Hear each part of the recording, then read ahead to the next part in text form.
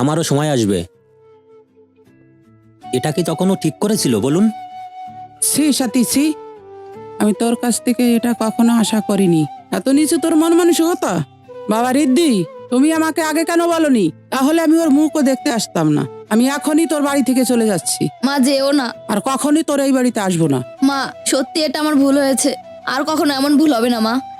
রিদ্ধি, আমার ভুল হয়েছে, আমি এমন ভুল আর কখনো করব না। প্লিজ আমাকে ক্ষমা করে দাও রিদ্ধি। মা আমি বুঝতে পেরেছি আমার অনেক বড় ভুল হয়েছে মা, তুমি প্লিজ থেকে যাও মা। আর আমি আজই ভাইয়ের কাছে ফোন করে ক্ষমা চেয়ে নেব। আর রিদ্ধি ভাইকে ফোন করে এই বাড়িতে নিয়ে আসবে, আমরা সবাই একসঙ্গে থাকবো। সাথী, তুমি তোমার ভুলটা বুঝতে পেরেছো, এতে আমি খুশি। মা, আপনার সঙ্গে আমি খারাপ ব্যবহার করতে চাইনি, শুধু আপনার মেয়েকে বোঝানোর জন্য আপনার সঙ্গে এই ব্যবহারটা করেছি। মা, আপনি বসুন, আমি ফিরে আসি। সাথী, সবার জন্য খাবার রেডি করো।